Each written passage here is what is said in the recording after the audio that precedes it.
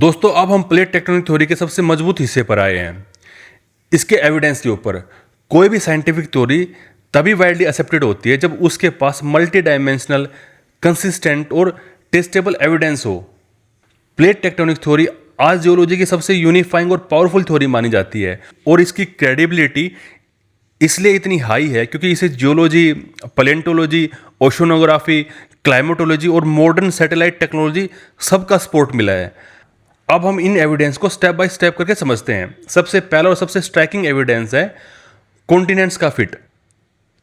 जब हम Atlantic ocean का मैप देखते हैं तो साउथ अमेरिका का ईस्टर्न कोस्ट लाइन और अफ्रीका का वेस्टर्न कोस्ट लाइन ऑलमोस्ट एकदम जिगसा पजल की तरह मैच करते हैं।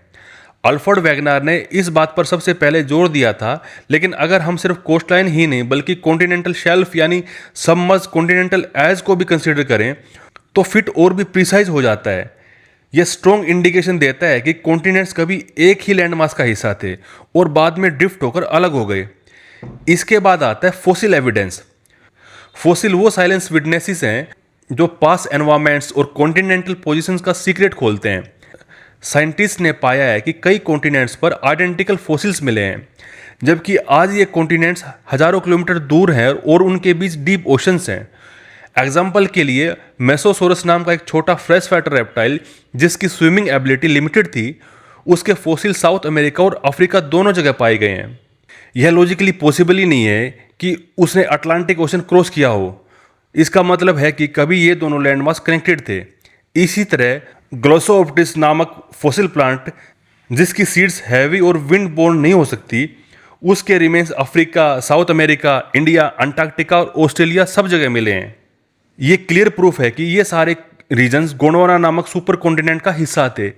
उसी तरह लिस्टोसोरस और साइरोनेथस जैसे लैंड रेप्टाइल्स के फॉसिल मल्टीपल कॉन्टिनेंट पर डिस्ट्रीब्यूटेड हैं, जो कॉन्टिनेंट ड्रिफ्ट के अलावा और किसी थ्योरी से एक्सप्लेन ही नहीं हो सकते। दोस्तों इन सबको हमने कॉन्टिनेंटल ड्रिफ्ट थ्योरी के अंदर भी डिस्कस किया था। अगर आपको डिटेल में देखना है तो आप कॉन्टिनेंटल ड्रिफ्ट थ्योरी की जो वीडियो है उसको देख सकते हो। दोस्तों जियोलॉजी भी हमें यही कहानी सुनाती है।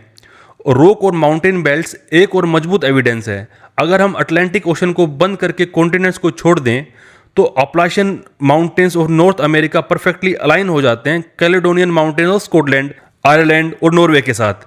यानी ये एक सिंगल कंटिन्यूस माउंटेन चेन थे जिसे लेटर अटलांटिक ओशन ने स्प्लिट कर दिया। ब्राजील और वेस्ट अफ्रीका में भी रॉक बेल्ट्स एज, स्ट्रक्चर और कंपोजिशन में आइडेंटिकल पाए गए हैं। ये केवल तभी पॉसिबल है जब कभी ये दोनों लैंड मासेस एक साथ जुड़े हुए थे। अब आते हैं पैलियोक्लाइमेटिक एविडेंस पर। क्लाइमेट की हिस्ट्री भी कॉन्टिनेंट्स की पोजीशन रिवील करती है। फॉर एग्जांपल अंटार्कटिका आज दुनिया की सबसे कोल्ड और आइस कवर्ड लैंड है, लेकिन वहां थिक कोल्ड डिपॉजिट मिले हैं।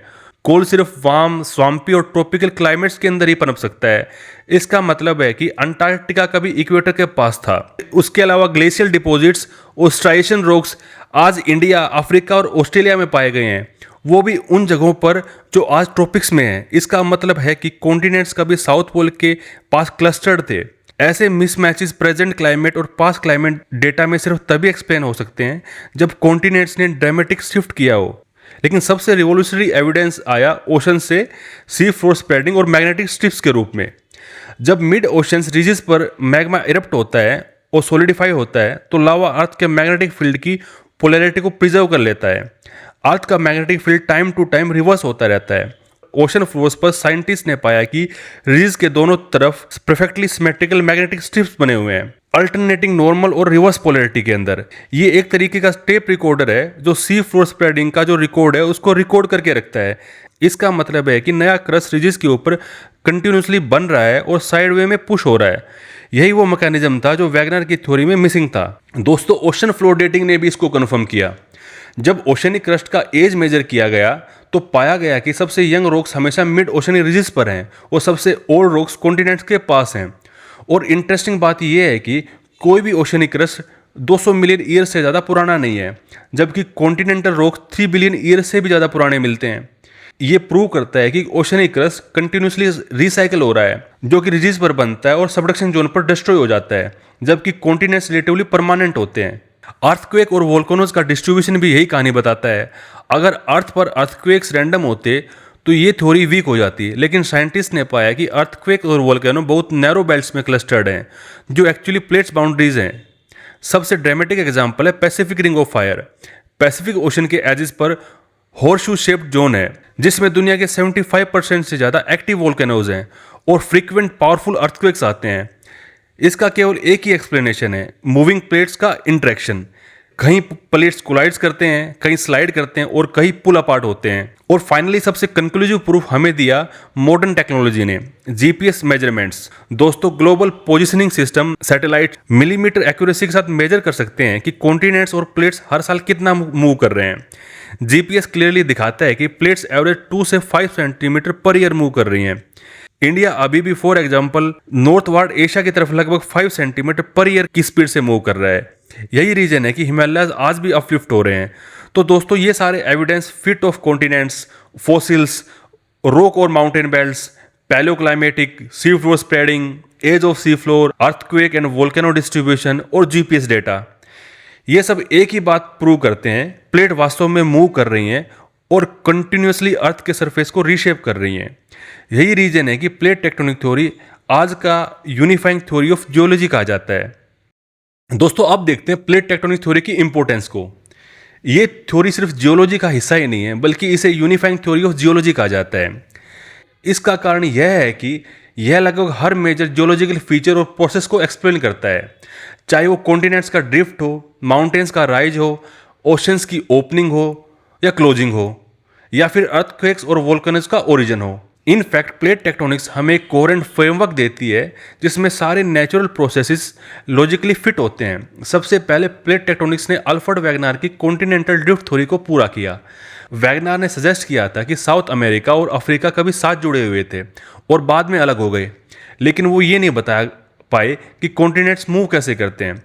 प्लेट टेक्टोनिक्स ने ये गैप फिल किया। इसने बताया कि कॉन्टिनेंट्स खुद इंडिपेंडेंटली ड्रिफ्ट नहीं करते, बल्कि वो लिथोस्फेरिक प्लेट्स पर राइड करते हैं। ये प्लेट्स मेंटल्स पर स्लोली मूव करती हैं और कॉन्टिनेंट्स उनके साथ कैरी हो जाते हैं। इसी वजह से इंडिया नॉर्थ की ओर ड्रिफ्ट करके एशिया से कोलाइड किया और हिमालयज का जन्म हुआ। साउथ अमेरिका और अफ्रीका आज भी धीरे धीरे अलग हो रहे हैं क्योंकि उनके नीचे की प्लेट्स मूव कर रही हैं। प्लेट टेक्टोनिक्स ओशन की कहानी भी समझाती है। ओशन हमेशा से परमानेंट फीचर्स नहीं रहे। विल्सन साइकिल के जरिए हम समझते हैं कि ओशन का भी लाइफ साइकिल होता है। एक रिफ्ट से शुरू होकर वे ग्रो करते हैं, मैच्योर होते हैं और फिर सबडक्शन जोन के जरिए श्रिंक होकर डिस्पियर हो जाते हैं। अटलांटिक ओशन इसका सबसे अच्छा एग्जाम्पल है, जो करीब 180 मिलियन ईयर पहले एक छोटे रिफ्ट से शुरू हुआ और आज भी हर साल कुछ सेंटीमीटर से चौड़ा हो रहा है। इसके विपरीत टैथिस ओशन, जिसने कभी इंडिया और यूरेशिया को सेपरेट किया था, अब पूरी तरह वेनिश हो चुका है और मेडिटेरियन सी से छोटे रेमनेंट ही उसके प्रूफ बचे हैं। इसका मतलब ये हुआ कि प्लेट टेक्टोनिक्स ओशन की बर्थ और डेथ दोनों को एक्सप्लेन करती हैं। अब आते हैं माउंटेन्स पर। माउंटेन्स हमेशा से नेचर के सबसे ड्रामेटिक और इंस्पायरिंग फीचर्स रहे हैं। प्लेट टेक्टोनिक्स हमें बताती है कि ये कैसे बनते हैं। जब दो कॉन्टिनेंटल प्लेट्स आपस में कोलाइड करती हैं तो उनकी लाइट और बॉयंट क्रस्ट सबडक्ट नहीं हो पाते। रिजल्ट ये होता है कि क्रस्ट कंप्रेस होकर फोल्ड और अपलिफ्ट हो जाते हैं और ग्रेट माउंटेन रेंजेस के अंदर बदल जाते हैं। हिमालय जो आज भी राइज कर रहे हैं क्योंकि इंडिया अभी भी यूरेशिया में पुश हो रहा है। दूसरी तरफ जब ओशनिक प्लेट किसी कॉन्टिनेंट से कोलाइड करती हैं तो सबडक्शन के कारण वोल्केनिक एक्टिविटीज़ के साथ माउंटेन चेंज बनते हैं। एंडीज माउंटेन इसका क्लासिकल एग्जाम्पल है। उसके अलावा अलेप्स, रॉकीज और अपलाशियन रेंजेस जो हैं वो भी प्लेट इंटरेक्शन के बिना एक्सप्लेन नहीं किए जा सकते। अर्थक्वेक्स और वोल्केनोज का डिस्ट्रीब्यूशन भी प्लेट टेक्टोनिक्स के बिना समझना मुश्किल है। अगर आप ग्लोबल मैप पर अर्थक्वेक्स और वोल्केनोज की लोकेशन प्लॉट करें तो आप पाएंगे कि वो रैंडम नहीं है, बल्कि नैरो बेल्ट के अंदर क्लस्टर्ड हैं। ये बेल्ट्स एक्चुअली प्लेट बाउंड्रीज हैं। डाइवर्जेंट बाउंड्रीज पर शैलो अर्थक्वेक्स और लावा इरप्शन होते हैं। कन्वर्जेंट बाउंड्रीज पर सबसे पावरफुल अर्थक्वेक्स और वोल्केनिक आर्क बनते हैं और ट्रांसफॉर्म बाउंड्रीज पर sudden stress release strong earthquake create करता है, जैसे सैन एंड्रियास फोल्ट में। दोस्तों, पैसिफिक रिंग ऑफ फायर, जिसमें दुनिया के 75% एक्टिव वोल्केनोज और काउंटलेस अर्थक्वेक आते हैं, ये जो है सबडक्शन जोन का ही प्रोडक्ट है। प्लेट टेक्टोनिक्स का एक और बड़ा महत्व है रिसोर्स के डिस्ट्रीब्यूशन को समझना। ऑयल और natural gas passive continental margins पर पाए जाते हैं। जब मिलियंस ऑफ ईयर्स से सेडिमेंट्स अक्यूमुलेट होते रहे हैं, सबडक्शन जोन्स मेटालिक मिनरल्स जैसे कॉपर, गोल्ड और सिल्वर के लिए रिच होते हैं क्योंकि वोल्केनिक एक्टिविटीज इन मिनरल्स को कंसंट्रेट करती हैं। कोल्ड डिपॉजिट भी पास कॉन्टिनेंटल पोजीशंस और क्लाइमेट से जुड़े हुए हैं। जिन्हें प्लेट टेक्टोनिक्स क्लैरिफाई करती है। यहाँ तक कि जियोथर्मल एनर्जी भी वोल्केनिक और टेक्टोनिक जोन के अंदर अबंडेंट है। फाइनली प्लेट टेक्टोनिक्स हमें अर्थ का पास्ट और फ्यूचर दोनों दिखाती है। यह थ्योरी हमें बताती है कि सुपर कॉन्टिनेंट जैसे पेंजिया कैसे बने और फिर ब्रेक होकर आज के कॉन्टिनेंट्स में ट्रांसफर हो गए। दोस्तों, लगभग 300 मिलियन ईयर पहले पेंजिया एग्जिस्ट करता था। आज कॉन्टिनेंट फिर से मूव कर रहे हैं और साइंटिस्ट का मानना है कि भविष्य में ये फिर से जुड़कर एक नया सुपर कॉन्टिनेंट बना सकते हैं, जिसे कभी कभी पेंजिया अल्टीमा कहा जाता है। तो दोस्तों, प्लेट टेक्टोनिक्स सिर्फ जियोलॉजिकल प्रोसेसेस को एक्सप्लेन नहीं करती, बल्कि ये हमें बताती है कि हमारा प्लेनेट हमेशा डायनेमिक है, उसकी सरफेस हमेशा बदलती रहती है और कॉन्टिनेंट्स, ओशंस, माउंटेन्स, अर्थक्वेक्स और वोल्केनोज सब एक ही बड़ी प्रोसेस से इंटरकनेक्टेड हैं। यही कारण है कि प्लेट टेक्टोनिक्स को जियोलॉजी की सबसे यूनिफाइंग और पावरफुल थ्योरी कहा जाता है। तो दोस्तों, यहाँ पे ये हमारा टॉपिक कंप्लीट होता है। उम्मीद है आपको प्लेट टेक्टोनिक्स थ्योरी कंप्लीटली समझ आई होगी। कुछ डाउट है तो आप मुझे कमेंट सेक्शन के अंदर पूछ सकते हो। अगर आपको ये टॉपिक अच्छा लगा हो तो कमेंट कर जरूर बताएं, अपने दोस्तों के साथ शेयर करें और बेल आइकन को दबाना बिल्कुल ना भूलें, ताकि हर नए लेक्चर की नोटिफिकेशन आपको टाइम पर मिलती रहे। मिलते हैं अगले वीडियो में, तब तक के लिए धन्यवाद।